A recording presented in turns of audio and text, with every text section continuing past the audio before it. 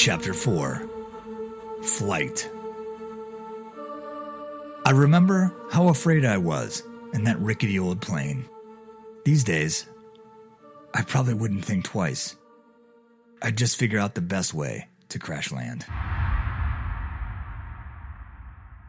"Dad," Matt whispered. It was 2:30 in the morning. Matt had finally wandered from his pondering on the front porch. He woke his parents to say goodbye before he left on his spontaneous trip. It came as a surprise to the Blair parents. In Matt's vague description of his vacation, he failed to include the part where he'd be leaving at 2 o'clock in the morning. "What is it, Matt?" his father replied. "I'm leaving for the airport. I just wanted to say bye. I'll see you in a week." "Matt?" A whiny interjection came from his mother. "You're leaving? At this hour?" "Yeah, it was a cheaper ticket." Matt kissed her on the forehead, nonchalantly dismissing her motherly concern. "Do you need anything, Matt?" his father asked. "Nope, I'm fine," came Matt's reply. "I'll see you, Dad." Matt began to walk towards the door. "Matt," his mother pleaded, "come here and give me a hug." He turned, smiled, and approached. "I can't help but worry about you, Matthew," his mother continued. "You have to understand how strange this looks. You've been cooped up in your room for months, and now suddenly you come out and decide you're going on vacation? Are you sure you're okay?" "Yes, Mom. I'm fine. I'm working things out. Trust me, I need this." At this moment, his mother again felt the wrath of his independence. She witnessed his transition into manhood. It pains a mother, struggling to let her son stand alone in the world, but there was nothing he could do to soothe her feelings. There was a moment, a longing, a glance between mother and child. A distant hallway light silhouetted his mother's view as it lighted the room. Matt embraced her with another hug. Joseph observed that his son was grown up as well. He enjoyed the boy, now a man, that he had helped make. He was proud. With sudden strength, his mother spoke. "Okay." There was a pause. "You enjoy yourself, okay?" Matt heeded her request for reassurance, rose, and left the room. Joseph and Lynn Blair lay in the dark, silent. Joe knew his wife was worried. There was nothing he could do or say. He weighed his options. It was always better to take some kind of action, he thought. "He's going to be okay, Lynn. He's a man now. We need to let him do what he has to do. With what he's been through..." He paused. "This is a step in the right direction. He's fine. He'll be fine. I know what you're thinking, and it's okay." Their stairs paralleled the ceiling through the darkness. "I know." Joseph rose to his elbow, kissed her on the lips. She returned the kiss in the same instant. In silence, he retreated, turned away from her, and assumed his own sleeping position. Lynn could not sleep for some time, but eventually she would. She listened to the sound of Matt's car pull off once again into the summer night, just as he had when he left for the World Police Force. When he came back after that, he was worse, but now, it seemed, he had suddenly snapped out of it. A mother felt so powerless when it came to the pain of her children. She had to let him go, let him find his own way. It wasn't the scars on Matt's chest she was concerned with, but the scars in his heart. She read so many stories of soldiers and their battles with post-traumatic stress disorder. It was real. And sometimes it was marked by the returning soldiers' sporadic, spontaneous, and irrational behavior. Was that what this was? She thought. But Lynn didn't really know. In the end, Joe was right. Matt was a man. He had to find his way, his own way. Time would tell. When he returned, maybe she would have her old Matt back. The platinum night still reigned over Matt's head as he drove to the airport. The moon peered through the breaks between the clouds, watching. Matt sponged in all that was around him. his own Green Isle Circle, the stop sign at Honeycomb and Lion's Den, and all the rest. It all appeared before him, just as it was seared in his mind. It seemed so vivid, as if in a dream. The night was indeed blessed with some sort of magic. It surged through Matt's body, a strange mixture of nostalgia and excitement for the future. Matt arrived at the airport. He would connect at O'Hare in Chicago.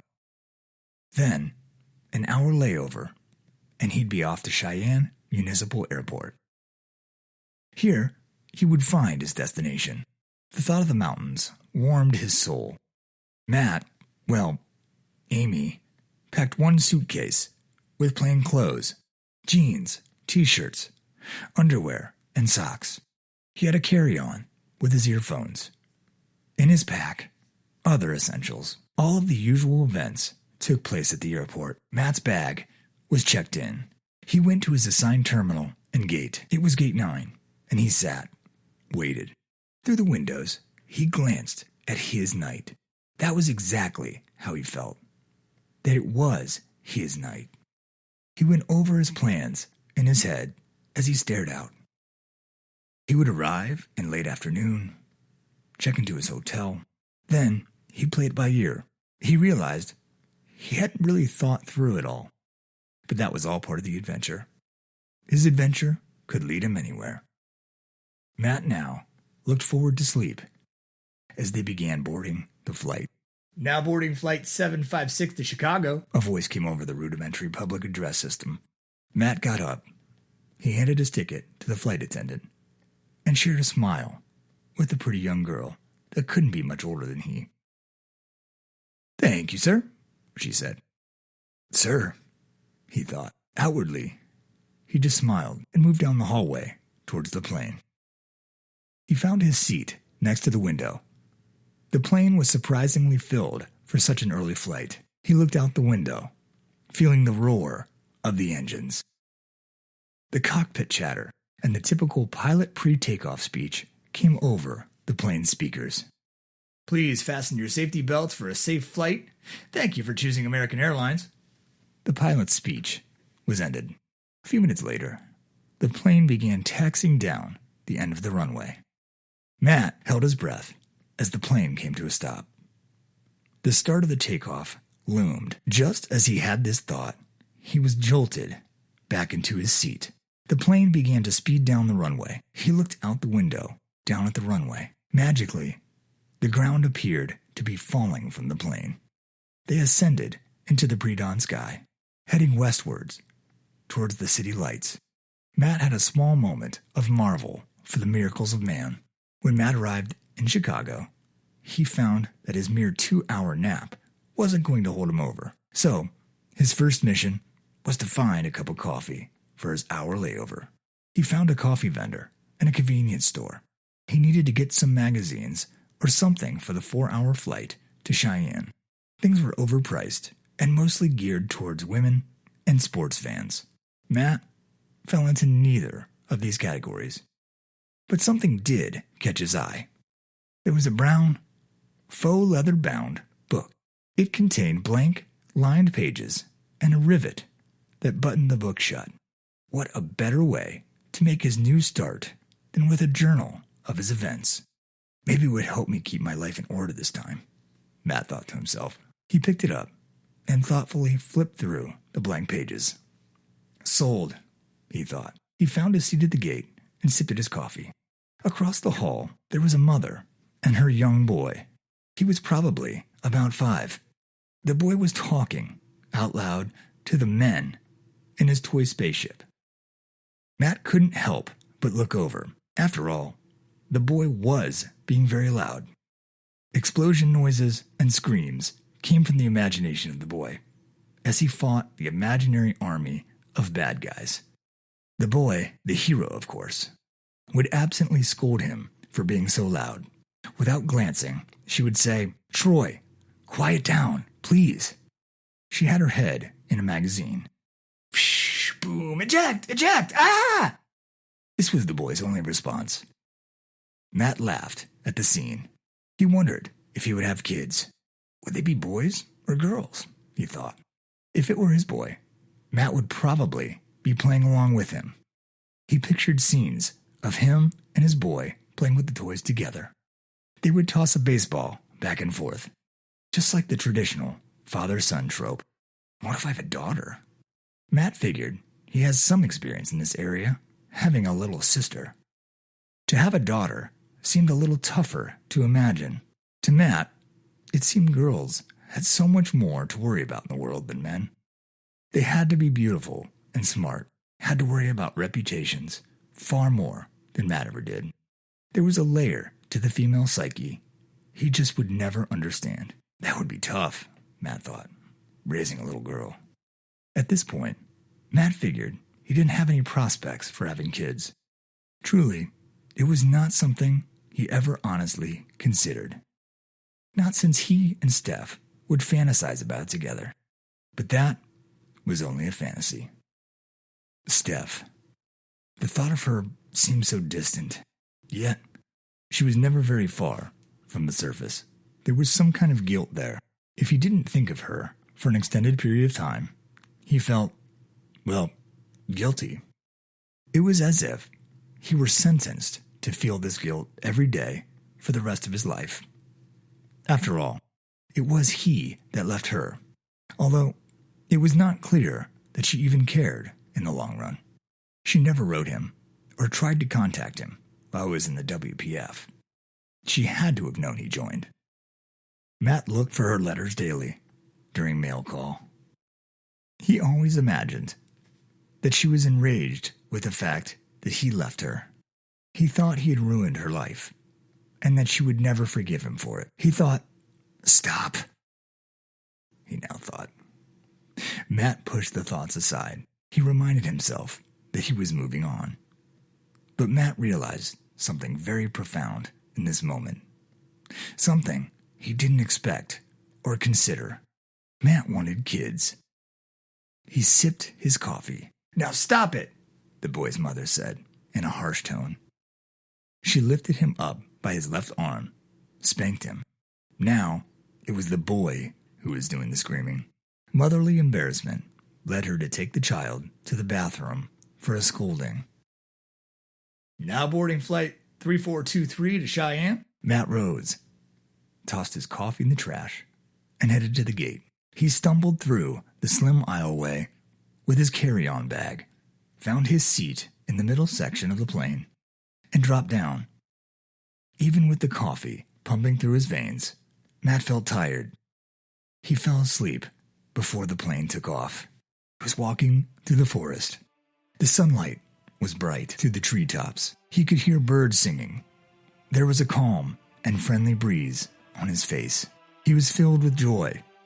He began to run, feeling terribly free and lightweight.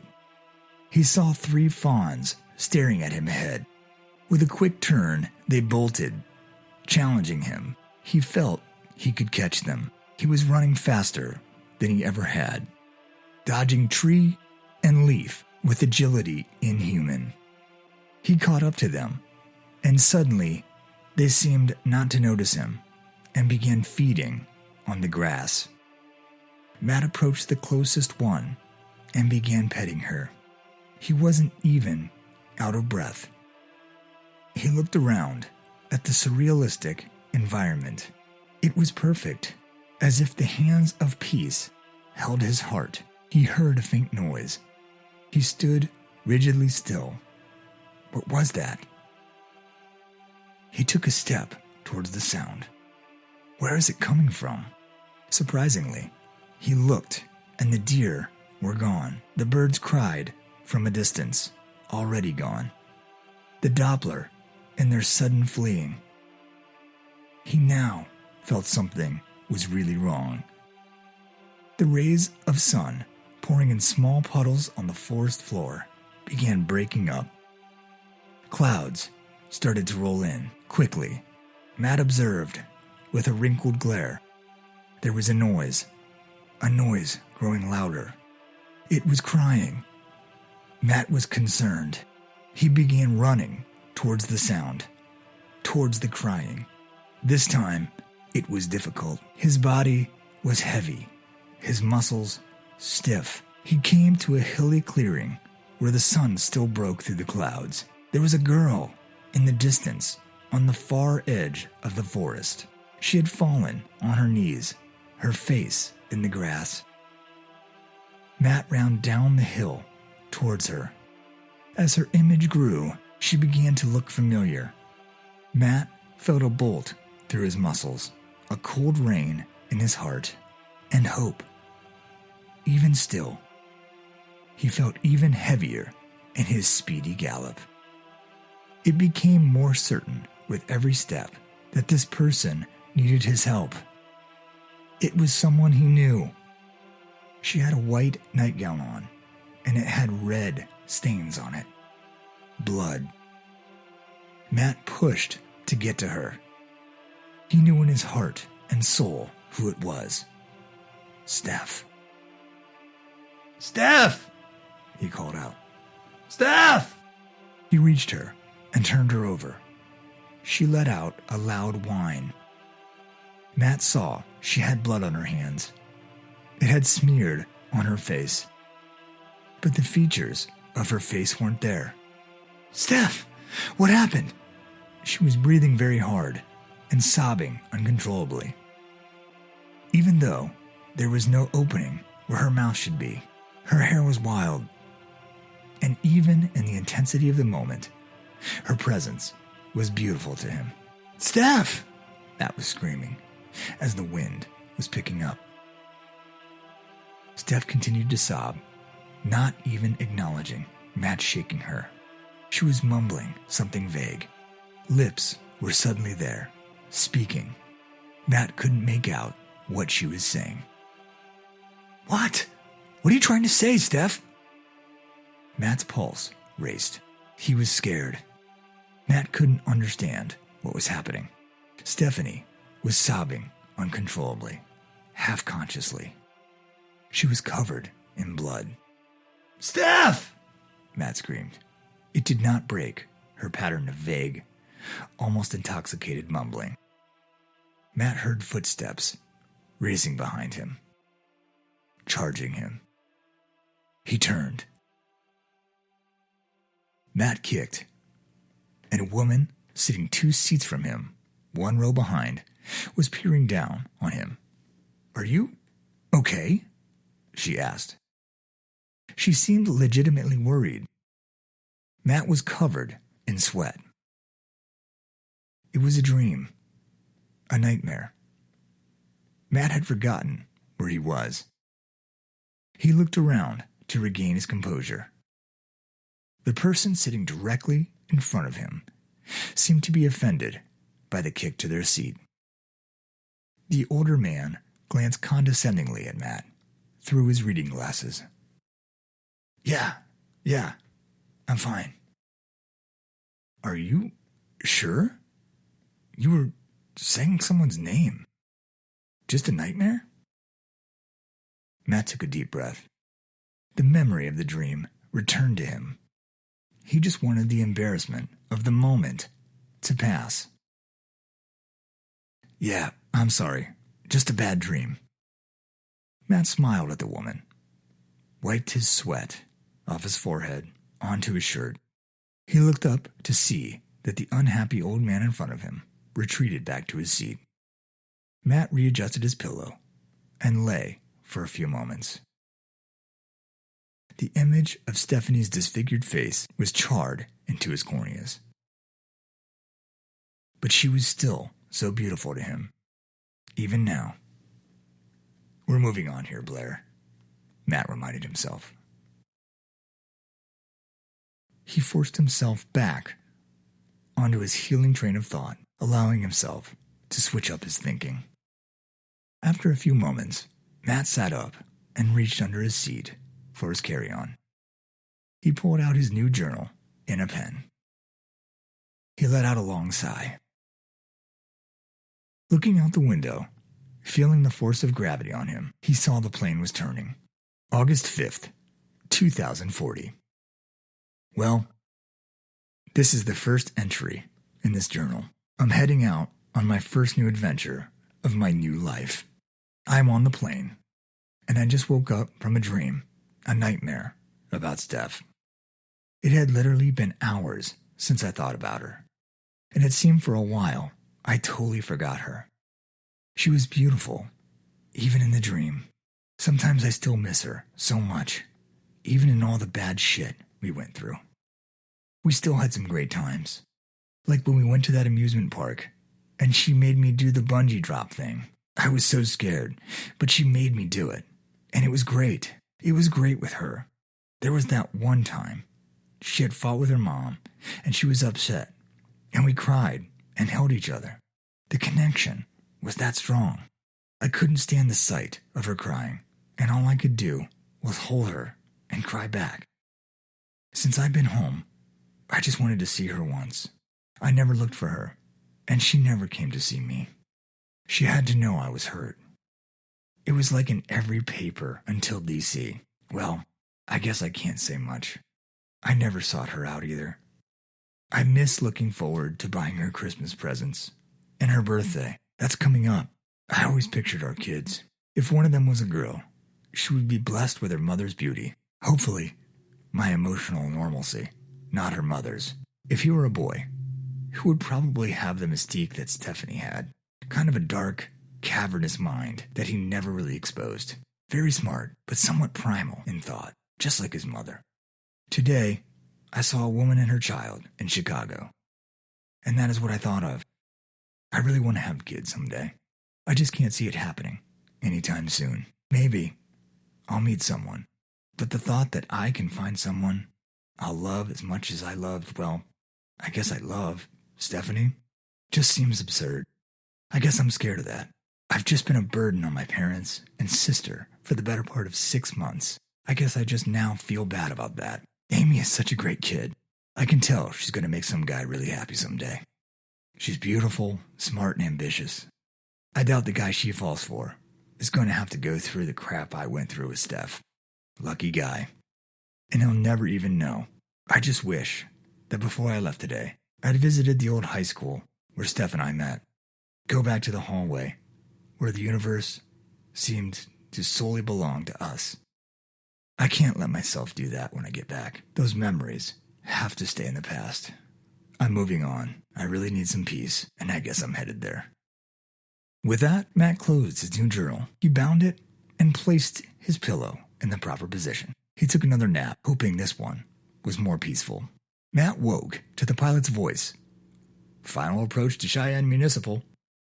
Matt put his belt on and awaited the landing. As he slowly filed with the line, he knew he was there. Here, his peace was at hand. As his feet touched the runway, he took his first breath of Wyoming air. Matt had no problem getting his bags and catching his car. He arrived at the hotel. Matt considered what he would do. First, he would sleep on it. Tired after his abbreviated naps on the flight, his cozy one-bedroom was just what he needed. The window exposed the huge white and blue sky. Matt decided he would sleep with the curtains open. He wanted to take in the scenery when he woke up. The next 2 days, Matt bummed around the town. He headed up to Kiwanis Lake, learning some of the history of the area. He contemplated heading out to the Rockies. He would have to rent a car to head out there. It was quite a journey. Or maybe a train would be fun. He'd have to look into it. As Matt walked Main Street, he entered a small diner. He loved these type of places. He was in the mood for an old-fashioned eggs, toast, and coffee breakfast. As he entered, a bell rang against the door. Matt ate his breakfast and sipped his coffee. "Excuse me," he asked the waitress. Let's see, how do I ask this?" Matt stuttered. "I'm in town visiting, and I want to head to the Rockies. Is there any place in particular I should shoot for?" The waitress stared at him, considering his vague question. She half felt sorry for him, for his apparent lack of intelligence. "You know, big skies, mountains," Matt continued. "Well, honey," she finally said, "I'd recommend heading over to Jackson Hole, but it's far. A lot of side roads, no highways. Never been there, but I hear it's over 300 miles from here. Sounds like what you're looking for." "Yeah," Matt said. "Jackson Hole, huh?" "Yes, honey," she said, walking away. The bell at the diner door rang as it was pushed open. Something in Matt's subconscious made him turn to look. A girl his age walked in the diner. She was about his height, athletic. She dressed in a light windbreaker and a ball cap, a ponytail sticking out of the back of the hat, athletic pants. "Hey, Pam," the girl said, sat at a booth near him. "Hey, Becky, having your usual?" "Yep." Matt secretly watched her stir her coffee. She sipped her orange juice. The waitress, Pam, came out a minute later with a grapefruit and a bowl of oatmeal. Matt laughed to himself.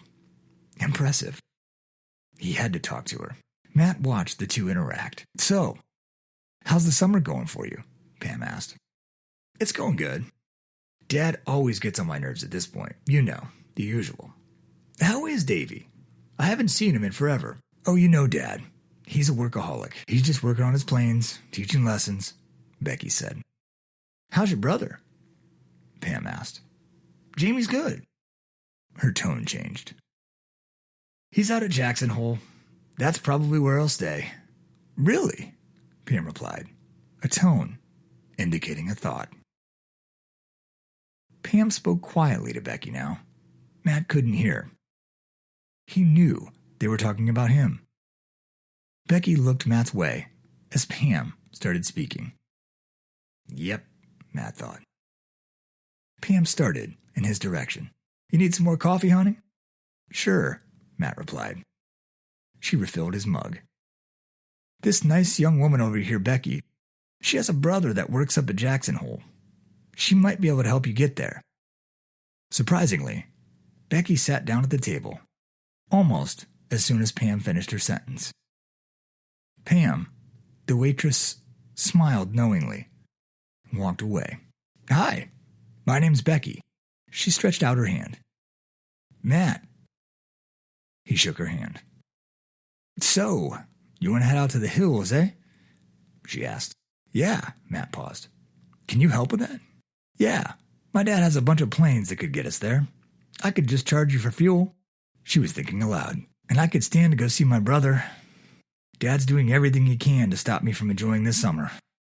If you know what I mean. It's been a long summer and I work for him. You know how that goes."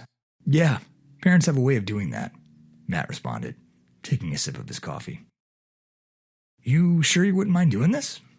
"Not at all. It looks like your lucky day," she said, smiling. She had arched eyebrows that communicated excitement and looked for it in Matt's face as well.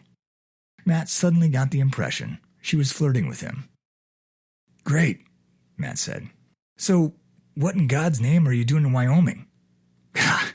Matt laughed. "I guess it's kind of a long story. I'm here on vacation." "This isn't exactly the vacation hotspot," she said, waving her hand, presenting their surroundings. "And that," Matt said, "is exactly why I'm here." "Okay, good enough for me. Jackson Hole is much more the vacation spot, though." She let a second pass. "So, you want to do this today?" "Absolutely," Matt said before she even finished. "All right, let's get out of here and get over to my dad's." She looked him up and down. "You seem harmless enough to me." Matt gave her a confident smile. Perfect. They paid their bills and walked to Matt's hotel. He got all his things and checked out. As they walked, they made small talk. Matt felt strangely comfortable with Becky. It was not strange or embarrassing to him for her to see the militant organization of his hotel room. Matt made his bed before housekeeping came. Being away from home brought this out in him. His precision folding of clothes, including underwear and socks, might have seemed odd to her. It would to Amy, were she here. He wasn't like this at home. There was a pleasant tension about being with Becky. Two attractive, single 20-somethings, alone in a hotel room. It was a tension they both seemed to be enjoying. The visit to the hotel room proved Becky had no fear of Matt. She felt safe. As they left the hotel and walked, Becky's curiosity came out. So, not to pry, But isn't coming to Wyoming on vacation by yourself a little strange? She looked at him. She arched her eyebrows, awaiting his response. I guess, Matt said, but I had to get away from home in order to get on with things. Oh boy, to get on with things, huh? She shot back. What's her name? Yeah, Matt said, staring down at the sidewalk. I just got out of the WPF about 6 months ago. I was down for a long time. I think maybe even a little depressed. I guess I did a lot of things for the wrong reasons. I'm just trying to do things right now. Becky thought a minute at the information. So the logical end of this is to come to Wyoming then? She asked, mockingly. I guess so. At least in my mind, he replied. So, she doesn't have a name? She teased. Matt continued. My uncle took me and my sister here when we were kids. Pretty great memories. It seemed like a good place to go back to, so I could restart. Okay, she said, looking away from him. What could have gone so wrong as to have to start over? You're not like a killer, are you?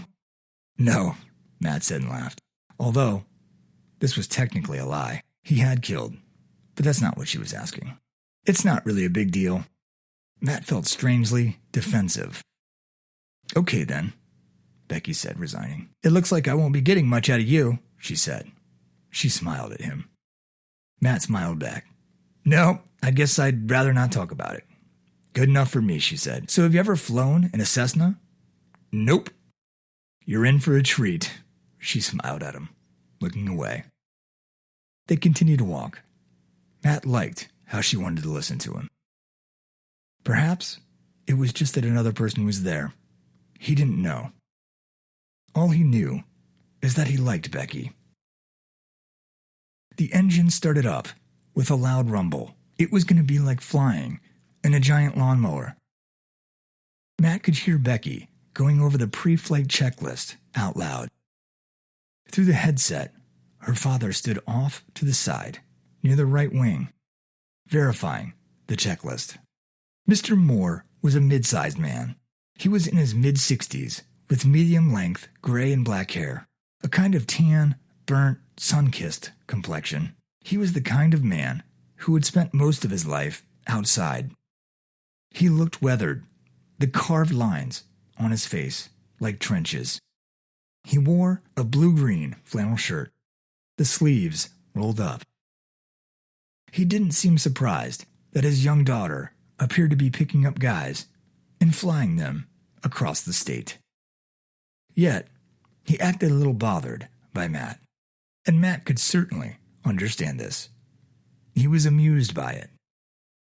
He watched the man through the window of the plane.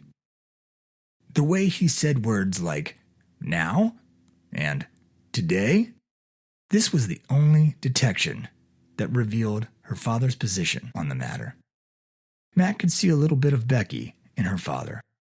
Both seemed stubborn and had a certain tough factor. They both seemed the type to hide their feelings, or at least mask them. Matt had to wonder at why Becky would be so generous as to ask to fly him across the state. Maybe she was looking for a little adventure, the same as Matt. Okay, Becky interrupted Matt's thoughts. Here we go. Buckle up, she ordered.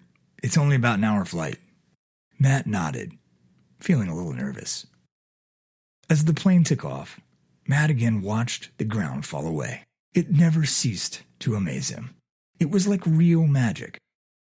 Magic that he scientifically understood. The earth fell away. Once again, he was in flight. Becky appeared to be totally confident in her ability. Matt, on the other hand, saw all kinds of danger. And so he decided there was only one thing he could do. Trust her. Trust me, she said, not even looking over at him. Matt realized that he was clinging to the seat with his left hand. She must have seen it. The plane leveled out.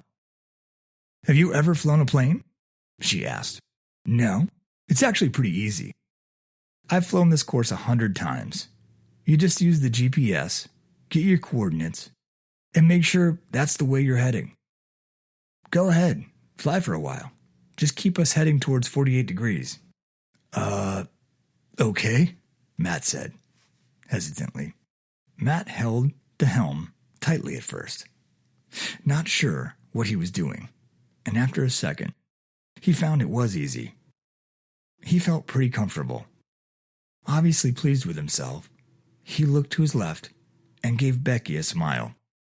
She was already smiling back at him. Matt felt a little distracted by this. His mind raced for a conversation piece. So now that we're in the air and I have my ride, what would possess you to take a total stranger on a plane with you to Jackson Hole? Matt asked over the headset with a sarcastic smile. Well, Pam told me that you were wanting to go to Jackson Hole. She said that you were very cute and seemed pretty nice. She knew I'd been wanting to head out that way. Becky shrugged. I guess I just had a feeling about you. A feeling? Matt gave back to her. Yeah, you seem nice. I thought if you gave me any trouble, I could kick your ass. Matt laughed. Oh, yeah? Yep, she said, absolutely seriously, staring straight ahead out of the window. I think I might put up more of a fight than you think, Matt replied. She turned, gave him a cynical look, her eyebrows in arches. Matt winked and slowly turned his head. So, what are you up for once we get there? She asked over the crackling headphones. My brother could take us whitewater rafting, we could hike, take some tours, whatever. Yes, he said. Let's do all of that. Okay, she said, smiling. Matt, look at what the hell you're doing. We're off course. Matt, he thought. She said my name. Matt liked the feeling it gave him. She called me Matt. At the same time, both realized they were distracting one another. Shit, I should have been watching him, Becky thought to herself. I'll take it from here. It sounded condescending. There you go again, being bossy, she thought. Fine. Matt lifted his hands off the helm. He held them in the air for a split second in resignation. It's no big deal, Matt, she said, realizing how she sounded. I know, he shot back, slightly raised voice. There was a moment of silence. She couldn't help herself. She started laughing. Matt turned, looking at her. He wasn't laughing. He was glaring. I'm sorry, she said. He pouted for a second. Then he gave into the lightness of the moment and smiled. She reached over and hit him playfully on the shoulder. See, no big deal at all, she said. The rest of the flight went smoothly. Both were aware they were fighting the attraction to each other. Matt watched her as she talked about her brother Jamie. She was lit up like a Christmas tree whenever she spoke about him. He started thinking thoughts he hadn't thought in a long time as he listened. He pictured her as his girlfriend. He wondered what his family would think of her. They would love her, Matt thought. She was attractive in her own way. She was dark-skinned, bright green eyes, and almost jet black hair. Matt could tell she was very conscious of herself. When Matt looked at her, she would not hold the stare. It was obvious that he was having an effect on her concentration. He took it easy on her as she spoke, but eased off the eye contact. He gave her mind breathing room. Really? Matt said, participating in the conversation. Yes, I'm serious, she continued. But instead of taking the scholarship, he just moved up to Jackson Hole. He's been here ever since. He just loves this place. He is so passionate about it. It's amazing to me. I guess he just feels he has to do his part. He wants to save this. He feels no one else will. Yep, life is in your hands. If you don't do anything with it, no one will, Matt added. You're so right. I guess that's how he feels, she went on. That is exactly how he explains it to me. In so many words, anyhow. Jamie, Becky said. She gave her brother an excited hug. This is my friend, Matt. He wanted to come out to the park while he was on vacation.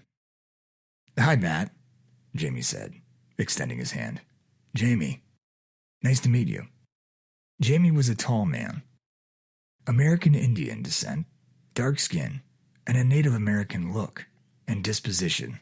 His furrowed brow made him seem wise beyond his years. In reality, he had to only be a year or two older than Matt. Matt tried not to appear to be studying him. He smiled as he shook his hand. Hi, Jamie. Good to meet you. I've heard lots. Ha! Well, I hope you're not feeling like it was a mistake to come out here then. He laughed. He then dismissed Matt's comment. Well, what do you guys want to do? We still got a few good hours of daylight left. Well, Becky's face lit up. Let's walk out to the cliffs, Jamie. It sounds good to me, but it's a good 3 miles out. Can the city boy deal with that? Jamie said, looking to Matt.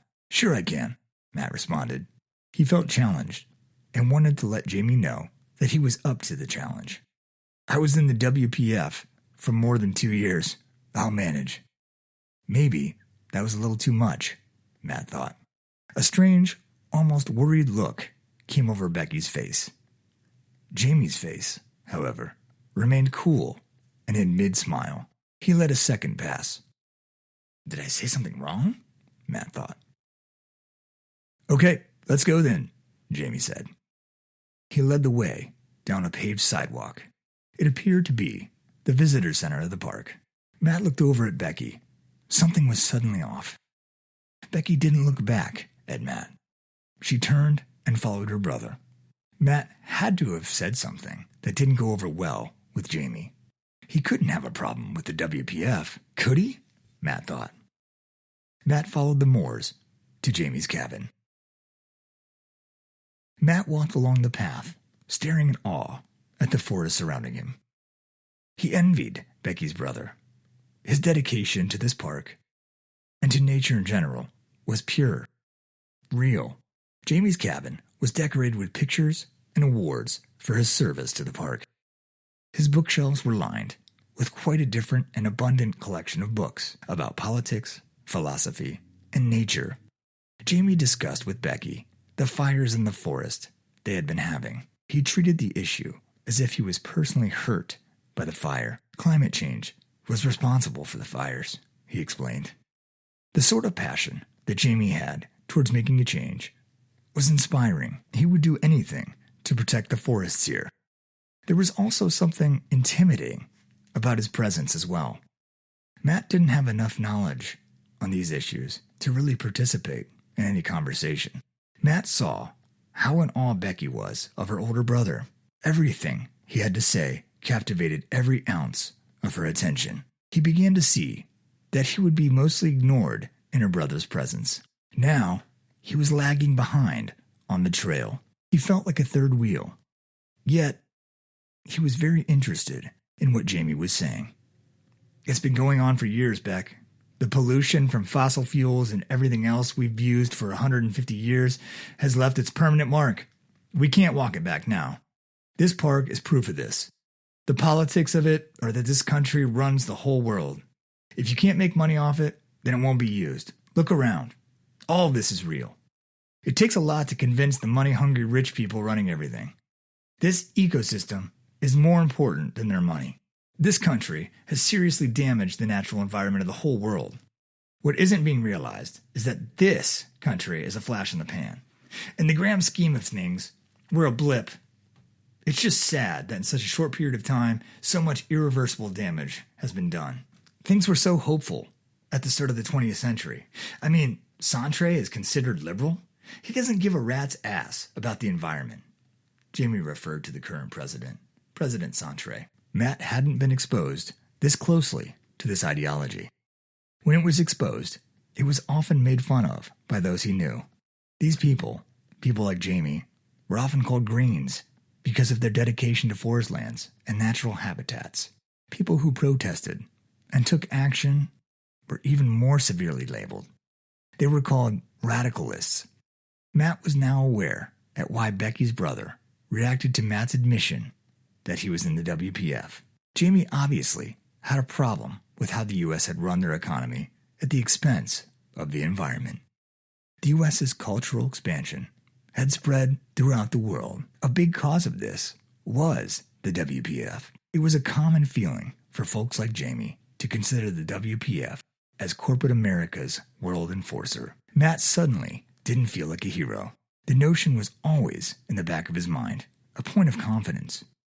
This confidence did not exist in front of Jamie Moore. Right now, Jamie continued, we're trying to find sponsors who will help us raise money to protect the 25,000 acres of this forest that's to be commercialized. It's over $10 million, though, Beck. I just don't know if we're going to be able to do it. People with money to donate only want to make more money. Sometimes it's just hopeless.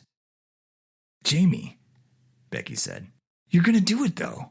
You got close to $2 million promised you now. Becky, do you have any idea how hard it was to get that much? Jamie said. We've got nowhere else to go. Things are not going good, Jamie said. Here we are. They had arrived. Fate has a way, Jamie. You'll do it, Becky encouraged. Jamie cynically laughed. That's very hopeful of you. But we are talking about reality here, not magic. Jamie glared intensely at the pink horizon. The river below gave a sound, soothing to the very center of a person. Look at it. This is it, right here. I guess it's hard that everyone doesn't feel the same, but when they stand here, like me, they feel it, Jamie continued. Matt felt it. He understood what Jamie was saying. Before them was nature in all its beauty and majesty. Matt came out here for this beauty and didn't realize these areas were in any kind of danger. Well, that's not entirely true.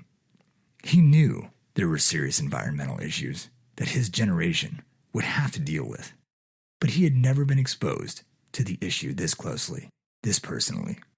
He almost felt the burning passion for the land Jamie had. The world was so huge, and Matt so small. Jamie had this love, the purpose for taking care of the earth, like a child loves his mother. Perhaps that is why it is said, Mother Earth. Matt felt a sad peace at what he was experiencing. Perhaps the peace he had come here to feel, but it was fleeting. He felt it would leave if there were no action. He felt like just another betrayer of Jamie and what he fought for. He could not speak. The man was so intense and had such a fervor for something truer and more basic than Matt. For this, Matt gained great admiration for him. He understood why Becky thought of Jamie so highly. The yellow-pink sun sank beneath the rocky silhouettes in the distance. The company was silent. Well, let's get heading back, Jamie said. He turned and took off his shirt, revealing a sculpted male body, a body that seemed to come from the very nature that they were in. He walked by Matt to lead the way, not even glancing at him. Becky smiled at Matt. He felt some relief and smiled back. The pair followed Jamie back to the cabins. They returned through a pitch-black forest trail that the night had dealt them. There was the slightest fraction of a waning moon, leaving some light for them. But Matt was still amazed at Jamie's natural ability to navigate the wilderness. Jamie showed them to a guest cabin with 2 rooms. He laughed inside at the older brother-like nature of a 2-room bedroom cabin being given to his sister and a strange guy. He was very hospitable to Matt, however, not very personable. Nevertheless, Matt understood. After all, the older brother part was something that Matt related to very deeply. A strange tourist shows up to his park with his sister and openly professes allegiance to his mortal enemy. Matt decided this would have to be okay for him to enjoy this part of his vacation. There are candles all over the room. Try to use those over the lights, he glared at Matt.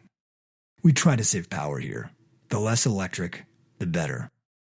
I guess I'm agreeing, huh, soldier? He stared at Matt, confronting him. Matt stared back, with a transparent, defensive look, showing the words did not go well with him. Jamie laughed, breaking the silence. Good night, guys. Be good, Becky. He smiled at his sister and left. Matt put his bag in his room, but he didn't want to be inside at the moment. He wanted to be outside with the surrounding wood. He looked around the small, two-room cabin, giving time for Jamie to be out of distance. Then, he went out to the front porch. The cabin was beautiful, built out of wood, of which type Matt could not tell, but it was definitely built by someone with an eye for natural style and architecture. The slanted laying of the outside wood was a beautiful touch for the cabin. It was simple, yet beautiful. No lacquer or stain, just untreated wood. Matt sat at the step. Becky came out and sat next to him. Sorry about my brother, Matt, she said to him with a concerned look. Oh, it's no big deal. He loves this place. He hates anything that endangers the well-being of it. For some reason, he sees your involvement with the WPF as being part of the bad guys. I'll talk to him tomorrow. I don't think it's just this place, Becky. He realized he said Becky and struggled not to pause. He's concerned about every part of the world like this. If he could be at every park like this, I'm sure he would. This is truly amazing out here. This is exactly what I came to see. Maybe you should tell him that, she asked. It wouldn't matter what I said, Matt replied. I do think it's kind of funny how he gives a 2-bedroom cabin. Matt smiled at her. I have a little sister. Big brothers can be overly protective. Don't flatter yourself, Matt, she said, dismissing Matt's assumptive thought. He gave us this place because he just built it a month ago. Wow, he built this? Matt said in surprise. Yep, she said, again, showing the pride and admiration she had for her brother. This place is great. It's so perfect. He's a great guy. You didn't get to hear him go off on me about flying planes. I thought it was coming at any minute, Becky went on. Jamie and my dad haven't even talked in years. He was all set up to go to college as an aeronautics engineer. He was going to help my dad run his planes. He backed out after working here for a summer. Wow, the scholarship you were talking about? Matt asked. Yeah, Dad really wanted him to do it. He was the oldest, and after our mother died, it became really important to my father. But other things became important to Jamie. Like this place. He won't even drive a car. He really cares. That's rare, to see someone follow through like him. I see why you admire him so much. I wonder if Ames thinks anything like that about me. Matt stared into the darkened wood. Is that your little sister? Becky asked, genuinely concerned. Yep. I'm sure she does. Becky and Matt laughed together. So, Matt, why are you really out here? Becky asked. I don't know, Matt said. I guess I just wanted to see this. This is how I remember this place. Peaceful. It's like a good childhood memory or something. I wanted to see if that part was still in me or not. I don't know. I guess it's hard to explain. It's kind of like going back to the beginning or something. I think I know what you mean, Becky said. Thanks for taking me out here, Becky. I said it again. This is exactly what I was looking for. What your brother said really got to me. Yeah, he does that, she said. I think you guys are somehow similar. You'll probably never get along, she laughed. Matt laughed. The two looked at each other. Matt wanted to kiss her. This was an ancient feeling for him. He hadn't kissed anyone since Steph. Now, here he was. He wanted to kiss Becky. He stared deep into her green eyes, felt a pull. She wanted him to kiss her too. He could see it in her posture, her green eyes, everywhere. The forest seemed to scream it. Her lips called to him. It was like they were both begging for what they both wanted to happen. But something held Matt back. "Well, we've only got a day or two," Matt said, breaking the visions they were both having. "Yeah," she said. The stare broke with those words. Matt had mixed feelings of regret and relief. He was now confused. He hadn't foreseen this happening, but with the romantic thoughts he was thinking earlier, he was irritated at himself for being so confused now. He didn't know what to say. "It's getting late for me. I'm going to go to bed." She kissed Matt on the cheek. A wave of warmth shot through Matt's body. "Good night," Matt said. Matt stared at the beautiful stars that had been painted in the sky. He breathed in the moment. He didn't want it to pass. It had been so long since he had felt like he was on any kind of adventure. Steph made him feel like this always. Now, Becky had brought him this same type of adventure. He was free. Matt noted that he had not realized how many stars there were. He reveled at how different the sky looked to him now that he was on the right path. The path that was led by his heart. Slowly, Matt got up, still staring at the sky. It was such a huge thing compared to him. He felt safe, somewhat at home. He felt better. He walked into the cabin and went to bed. Laying in bed, he contemplated taking advantage of the moment that had graced his life. He wanted to go into Becky's room and give her the kiss he almost gave her a few minutes earlier. He wanted to thank her for being part of his peace. He realized what happiness was at this moment. It was deeper than contentment. It was the acceptance of one's whole life. This experience he occupied now seemed to be distant from the life he knew. But here he was, under the sky he had come searching for. The adventure was here, and the poetry dripped through his mind. How and why the universe had seen to it that he end up with her here was of no concern at the moment. He was locked in. There was only this moment. Out of the past, out of the future, he was here. Matt related to Jamie and the love he had for his little sister Becky. Somehow, Matt felt his sister far away as he remembered her and how he would always be the big brother figure to all her boyfriends. This thought followed Matt into sleep, into a slumber that bared dreams of an endless free fall through the sky, a holy blue sky that had faultless white clouds that acted as a protection to him. Safety. It was perfect. Matt awoke before sunrise. No matter how late the night before, nothing was to stop him from enjoying the forest at sunrise. Becky was still asleep in the cabin. He headed down a dirt road that separated cabins facing each other, with lanterns still burning vividly on each cabin porch. He walked up to a hill where he would sit. He brought his journal with him. He had to get this down. The tallest in the set of hills served as Matt's choice hill. It was somehow familiar to something he had known before. The way the hill seemed to raise treelessly out of the forest, but at its base, the forest was there waiting. The grass was soft as Matt knelt down to touch it.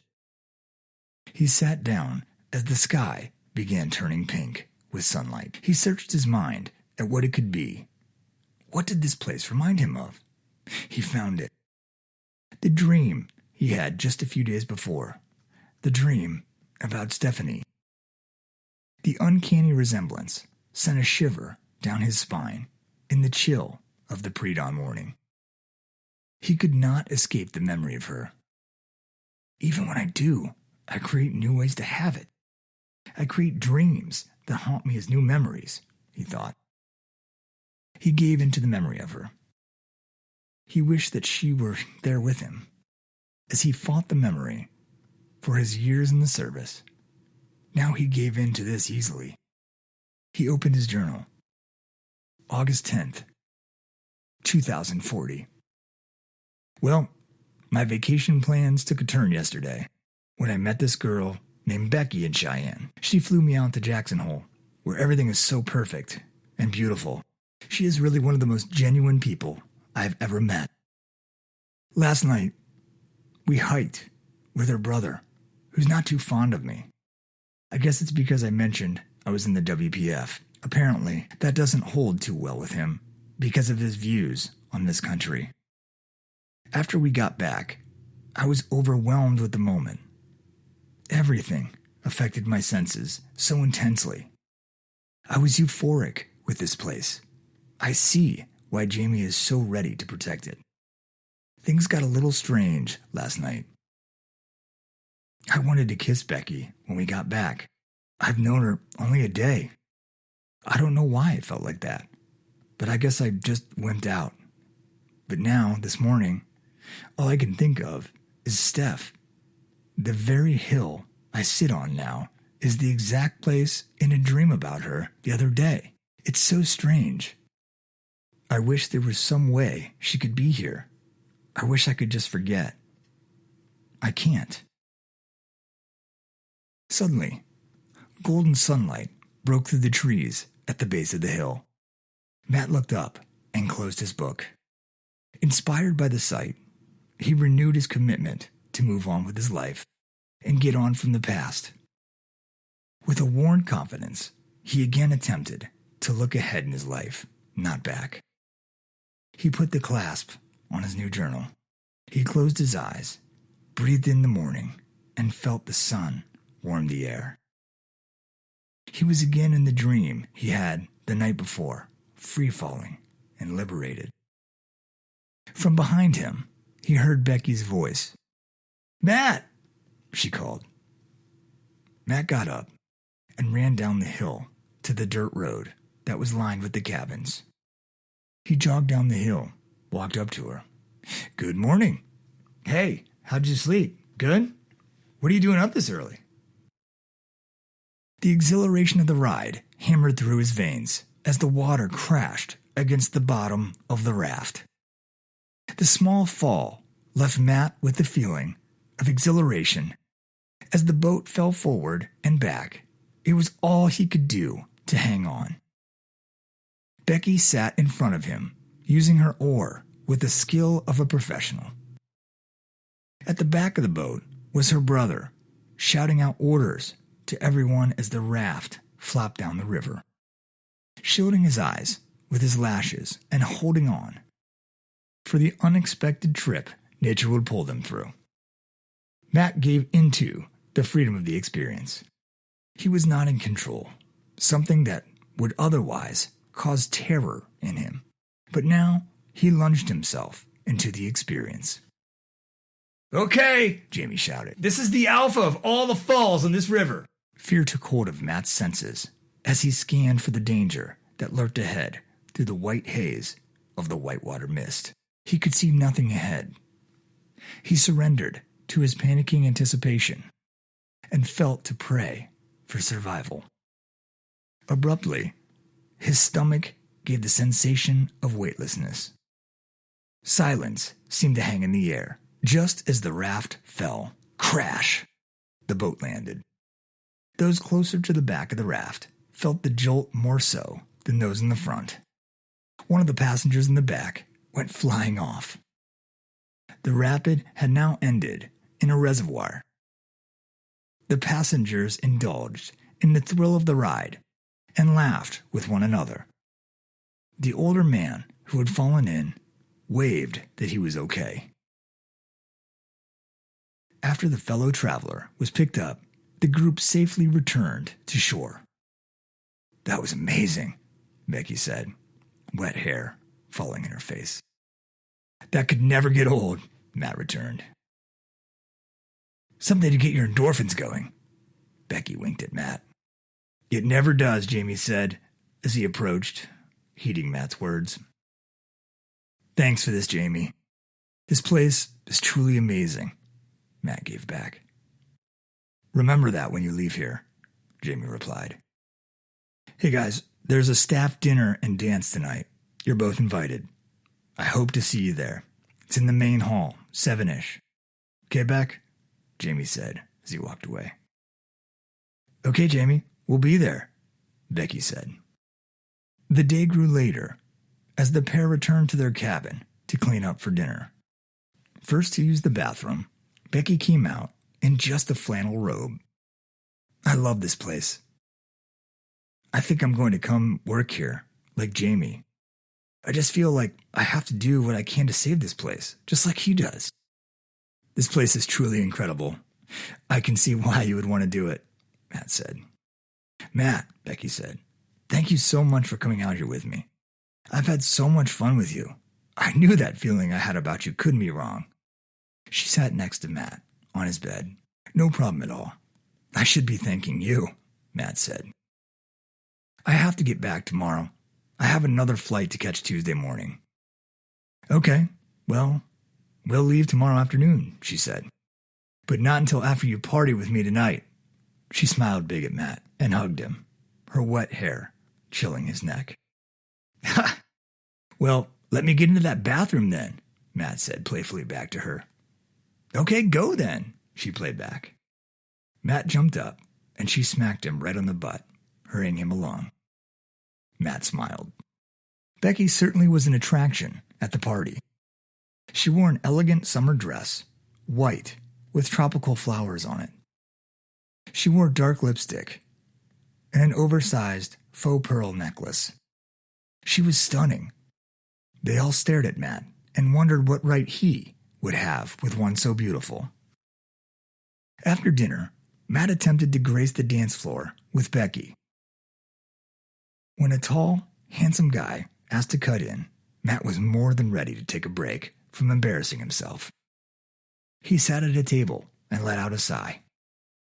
Becky was having so much fun. She was dancing with the gentleman intruder when she looked over at Matt and smiled. Matt smiled back. This was the adventure he was looking for. The chances of him meeting Becky and coming out to Jackson Hole were very slim, and he was grateful for the opportunity. Being inside didn't suit Matt, so he strolled outside to get some Wyoming nighttime air.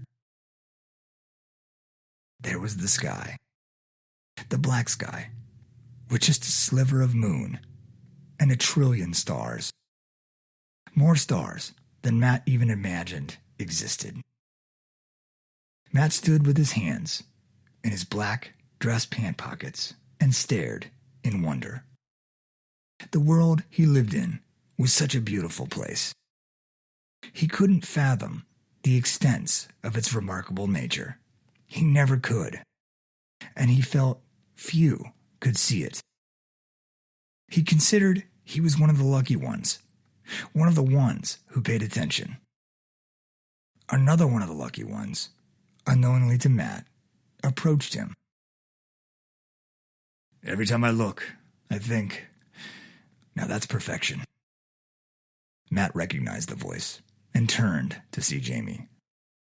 He was looking up at the same acreage of sky Matt was. Yes, it is, Matt said as he returned to the sky. Matt, Jamie said, I apologize for acting the way I have towards you. But now I realize that behavior, it never helped anything.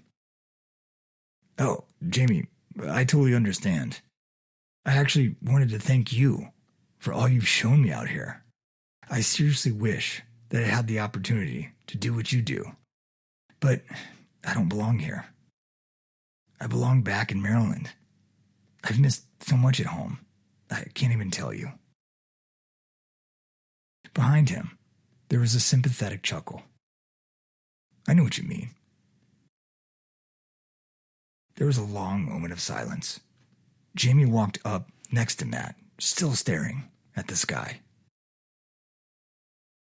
Do you think you'll be able to save all this? I don't know. I can only hope. More silence. Matt, what made you join the WPF? Jamie asked. It was a bad decision. A girl drove me to it. Matt let out a cynical snicker, almost ignoring Matt's answer.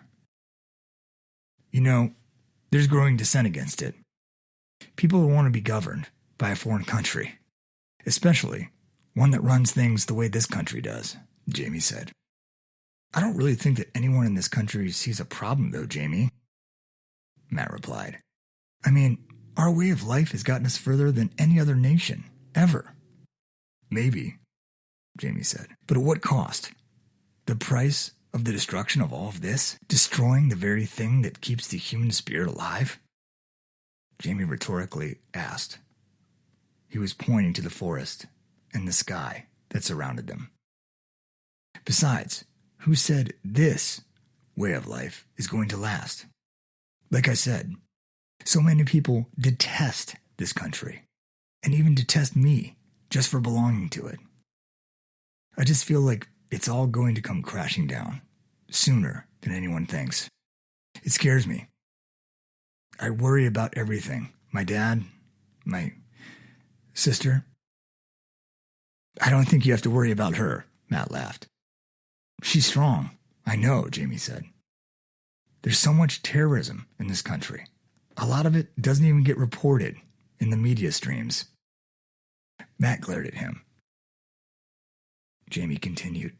Did you know they have very small nuclear devices that could destroy up to 10 square miles? What do you think happened in Dallas a few years ago? Was it really a reactor leak? I don't think so. They know how to run those things. The point is, many of these countries feel like that we're strangling the culture out of the world, stealing people's way of lives and implementing our own. It's like our way's better. Who's to say it's better? I don't know. But when people blow things up in order to make a point, that's a sure sign that something's not going right. What makes you think that someone would do that kind of thing? I mean, come on. Terrorism is a thing of the past. Jameson's revolution is a good thing. Trust me, I was out there for years upholding it. It's genuine, Matt said. Matt, what you were upholding was forcing your ideas about the way of life you lived on someone else, Jamie said. Why would you think that someone would not want to accept a way of life that works? Matt shot back angrily. My roommate Blake used to live in Europe, England. Jamie started. They're supposed to be friendly to the U.S., right? Well, there was a group that he belonged to in England, and he was supposed to come and set off a nuclear bomb that would destroy Chicago. He was supposed to be a suicide bomber for this sect, and he reneged. He's basically hiding here. He sees now that there are things worth spending your life saving, not destroying. So, he stays. What? Matt said. That's absurd. You go tell him that. He's dancing with my sister, Jamie said. Matt winced. He's got to be lying, Matt shot back. Matt, I am not lying to you. I have heaps of evidence that this country is just... It's not a safe place to be. Like what? Matt raised his voice. Your friend Blake? Look, your paranoia. It's not my fault. What do you want me to do, Jamie? I wish you could enjoy things that you're supposed to in this life. I wish you could stay. You could take care of my sister. She's crazy about you, Matt. What? Are you serious? That's crazy. I'm on vacation. I don't even know your sister. Think about it, Matt, Jamie said, as a matter of factly. What do you know? This is something you feel. You've got to learn how to do that, how to feel. Matt paused and thought. Look, Jamie, your sister is great. If I lived out here, I would absolutely want to be with her. But this is just a vacation. This is a dream. Then that's all it'll ever be, Jamie said. A moment passed. What is there really for you in Maryland? Your family? What about doing what's right?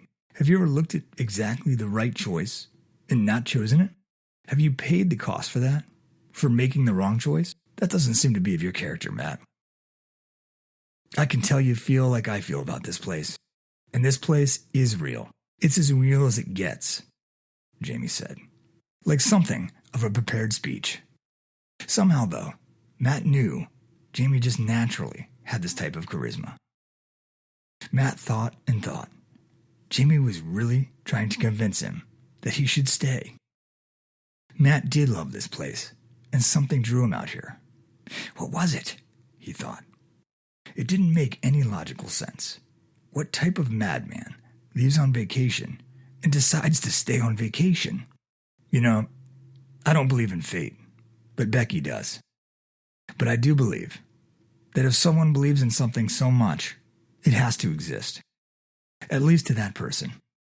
So maybe, because you came out here with Becky, fate did lead you out here, Jamie said, presenting that charisma that Matt now was totally drawn into. Matt was now further confused by what he felt and what he thought he logically knew. I can see that somewhere inside you, that integrity, the thing that makes you always do what you know and feel is right, it's there. You're afraid of it now. And if it's led you astray somewhere... Jamie paused. It hasn't, Matt. It's led you right here. Don't be afraid of it. Look at that sky, Matt. Do you think that will always look like that to us? Unless something's done, it won't. Look at the forest. It's perfect. Will it always be that way? Not unless those who know and feel what is right act on that instinct. An age seemed to pass. And Jamie patted Matt on the back and turned to walk inside. I know you have to do what's right for you, but just remember that I warned you about what could happen, okay? Jamie said as he turned around from walking backwards. He walked back into the dance. Matt did not answer, but stared up at the black sky woven of miniature pearls. The dance was drawing near an end. Matt still mused over the words of Becky's brother Jamie. He still stood, staring up, eyes at the sky, just as Jamie had left him. Matt, Becky's voice closed in on Matt's neck. He turned. What are you doing? The dance is almost over. I was looking for you. I need you to dance with me a little more. You were by far the best out there. She put her arm in his. Sorry, Matt said, and smiled at her. Are you okay? She asked, showing concern now in her arched eyebrows. Yeah, I'm fine. Okay, well, let's help clean up and head back to the cabin. She gave a playful smile as her hand met his. She mischievously tugged at his hand. The light of the open sky painted shadows on her face and accented her beauty. She had a rare kind of natural beauty, and Matt felt at ease. The ragged grace of it. He followed along, returning to his contentment. He again smiled. Okay, guys, be safe. See you tomorrow, Jamie, Becky said to her brother. Matt waved goodbye, and the pair were headed back to the cabin. Jamie seems to be acting pretty, well, different towards you. Maybe he just knows that you're leaving tomorrow, Becky laughed. Yeah, we talked for a while outside. He got me thinking about things. This place and all. Uh-oh, Becky said mordantly. He has that effect. I told you that. Yeah, I'm just really impressed that he seems to be one of those people who is absolutely convicted in what he believes. It's hard to argue with someone like that. He just basically told me why it bothered him that I was in the WPF. But the way he did it was like revealing an error. An error I had made and just never saw. Matt paused as he stuttered. It's not that I feel guilty. I guess I just want to do things differently now. Okay, Becky said as they walked.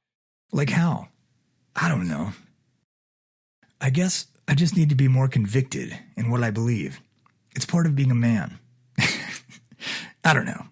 I had a drink or two, so now I'm just scattered. I think I know what you mean. From a woman's point of view, anyhow. She gave him her cynical look, and they laughed together. The gorgeous cabin that Jamie had constructed sat close now, the front porch lit with a lantern. The trees framed the heavens and the lantern promised a comfortable resting place. The park was faultless. The couple retreated inside. "Thanks for coming with me to the dance, Matt. You were great." Matt walked up to her. She stared right back into his blue eyes. "Thank you for all of this trip, this place." "Thank you, Becky," Matt said in a tender voice.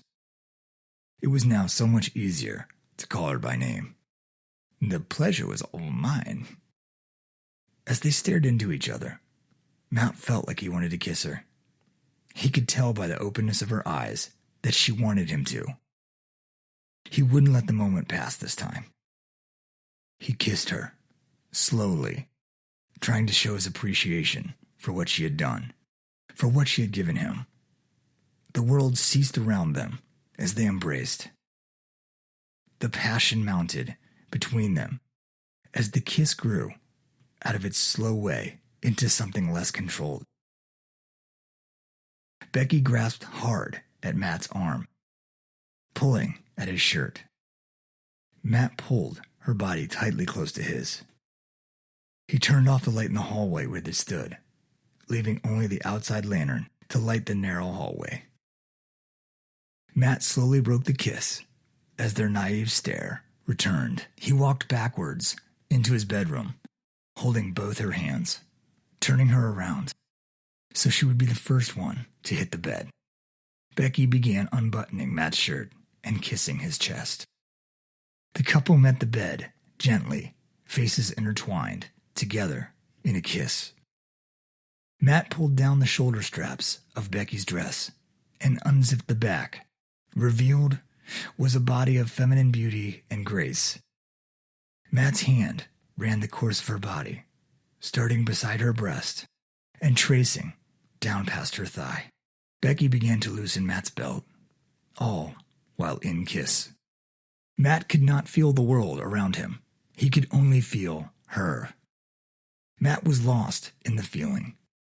He was falling into her. He felt safe and uninhibited. As their warm skin touched, the arousal of the couple was in the rising.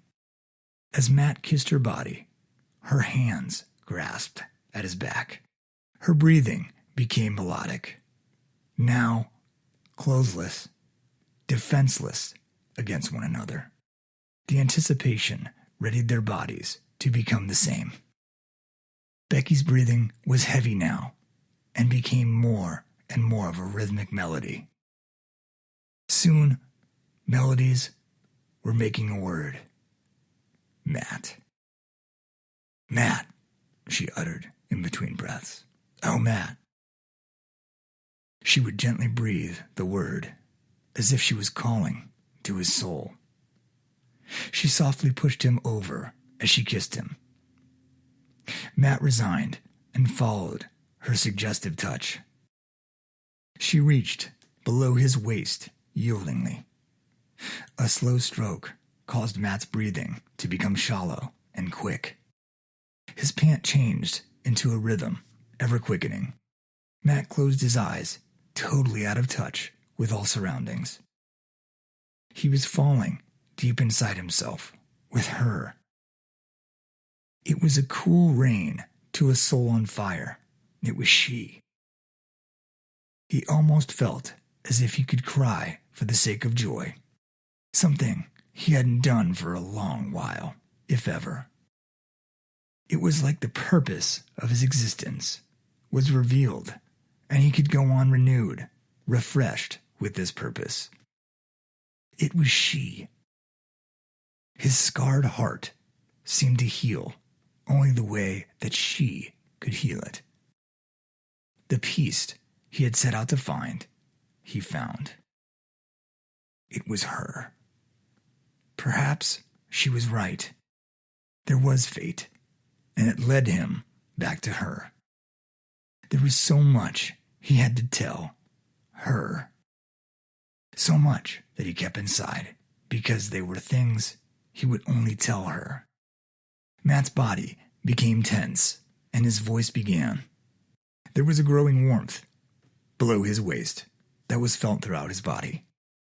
He now began uttering as she had. He was lost in bliss with her. Matt. Her breathing spoke. Came a puff of Matt's breath. He wanted to call her, just as she had called him. Oh, Steph. Matt heard himself. He held his breath. Bliss fell away like a stone from the sky. She was gone. She was never here, Matt thought to himself, enraged, embarrassed. Becky immediately came down from on top of Matt and sat next to him. He was embarrassed, and she looked hurt, almost crushed. Why did you call me that, Matt? Her eyes glassed with tears. I'm sorry, Becky. She stared at him for a minute, looking injured. Her face went back to her arched eyebrows. She covered her chest with her arms. No, I'm sorry, Matt. This is all my fault. Her face was stone. No, it isn't. Becky covered herself with her clothes as she hurried out of the room. Matt was left with his regret, alone in his room. Becky was a strong girl. She was entirely ready to accept responsibility for what happened between the couple. Matt felt horrible in a mixture of ways. For one, he could not believe he let himself go that far with his imagination. He really believed that it was Stephanie he was about to make love to. When the words escaped his mouth, he could not believe that he would commit such a thought that conflicted with reality. He really liked Becky, and the fact that he involved her in this just made him sick to his stomach. He apologized over and over. Eventually, Becky got him to explain everything. Steph, the reason he came back, in all. Matt was almost in tears as it seemed late enough into the night that day was about to break. The gist of everything was said. Steph, her drug problems, Matt's intolerance of them, the final breaking of him, and his decision to join the WPF, and how he ended up making the decision to come out to Wyoming. It was all laid out on the table. It didn't make Matt feel better to talk about it. When he said it out loud, it just didn't make much sense. He felt like a fool, even though Becky seemed to be receptive and understand. I guess the whole time I was at home, I didn't want to see what Steph was doing. I knew it wouldn't be what I wanted to see. Somehow, it just would make me more sick, Matt said. She had to have known that I was home. She never came. I don't know. And half of me didn't. That had to be hard, Becky said, trying to sound understanding, but letting it be obvious that she was heartbroken over the whole story and how she inevitably became involved. Matt did not let it sway him from telling her the whole truth. No matter how painful to him or to her, he let it all out. Becky, Matt said, I'm really sorry about this. I like you a lot. I don't want you to think more of this than it is. Right, Matt, she yelled back. You're going home tomorrow. I'll never see you again, she cried and turned from Matt. He hugged her from behind. She tried to fight, but she didn't put up much of one. You never know, Matt said. But soon, getting that it was not effective, we better go to bed, Matt said, feeling tired and worn, along with an ache in his neck. Becky let Matt hold her as she gave in to her own exhaustion. They slept until late morning as the sun shone high above the trees. The scene was perfect. Matt couldn't imagine any better. But it wasn't real. As comfortable as they were together in that bed, surrounded by heaven, Becky was right. The moment would pass, and they would never see each other again. At this thought, Matt tried even harder to hang on to the moment. But just as he knew it would, it passed, and all that he had foreseen came to pass. The pair sat in the same seats they had a few days before, Matt in the passenger seat, of Becky's father's plane. She sat in the pilot's seat. But this time, the element of adventure, the anticipation, was the furthest thing from the cockpit. Not much, but etiquette had been spoken between them in the early hours of the afternoon. The plane raced down the runway. Matt realized he was not much interested in how the ground fell away from the plane. He looked anyway, yet he could not find the novelty that it once held for him.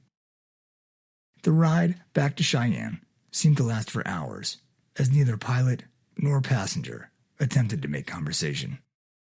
Becky seemed to have the authority in the current situation, so Matt waited for her to start. "So, what are you going to do when you get home?" she asked. This was something that Matt hadn't really thought of. What would he do? The landscape matched his fantasy there in Wyoming, but now he had to head back to carry on with his life, back in Overly. He planned on going to college, living a normal life, but in actuality, he just could not imagine it. Still, he tried. He would finish his business management degree, and then go from there. There were still great questions in his mind. So this was a tough question. Would he look for her? He didn't know. After the flood of thoughts made its way through his mind, he answered, "I don't know." Becky was quick to point her out. "Are you going to find her?" "I don't know," Matt answered over the monotone headphones. Hardly the proper setting for a personal conversation of this magnitude. "Maybe you should. Maybe I shouldn't," Matt shot back. Silence reigned in the monotone headphones. Neither of them wanted their experience together to end in anger, so both remained silent the rest of the flight. Despite the lack of comfort in the silence, the cabin of the Cessna remained calm and unemotional in order for Becky to concentrate on her flying. In silence, the pair gave their goodbyes to Mr. Moore. He didn't ask many questions, but was very studying of Matt once again. His rugged look matched his mode and was somewhat intimidating. Matt was sincere in his goodbyes, feeling as though he would never see him again. The questions Mr. Moore did ask were questions about the plane. Any problems? Any troubles flying the plane? Questions like that. Becky seemed to not be in the mood to answer any of his questions. She didn't make eye contact with him while he interrogated her. The goodbye went as any could be imagined. A badgering parent being strict with his children. The child acting as though it was the biggest possible hassle to answer the parent's questions. And Matt, the friend, who felt he had to mediate with nice comments. After leaving in Becky's car, the silence remained between them. It was more than Matt wanted to handle. "Becky," Matt said desperately, "what the hell's going on here?" "What do you mean? Come on. We haven't spoken to each other all day." There was a pause as Becky drove with a stern, serious look on her face. "Matt, look, it's simple. The whole thing was a fantasy. It was a dream." Becky finally gave.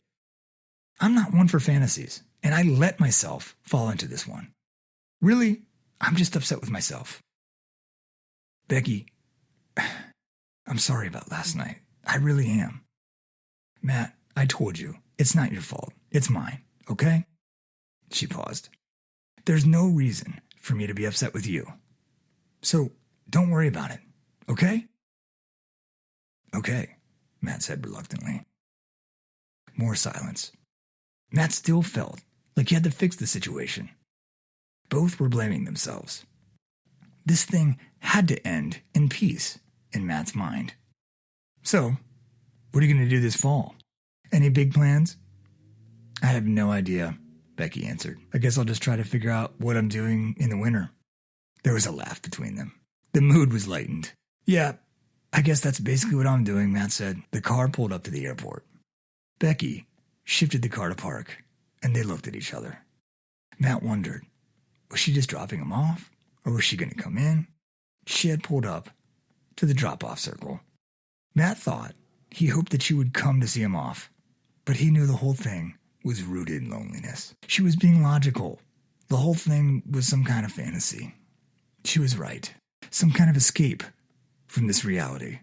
It was for the best that she stayed in the car and just watched him enter the airport from the car. But now, she just stared. "Becky," Matt said. Strangely, she smiled a devilish smile and arched her eyebrows like she had so many times before. "You never know," she winked. It was official. They would never see each other again. They both knew it. They shared a moment and smile. Matt leaned over to kiss her. He was slow about it. She moved to his chin to kiss him on the cheek. They backed away from each other. Matt let out a single chuckle. "Thanks, Matt," Becky said. "I've got to go. I have to apologize to my dad. I was rude." Matt opened the door. "Okay."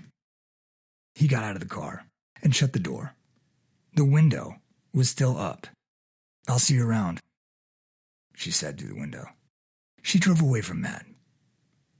He stood at the curb and watched as she drove away from him. A face forever gone.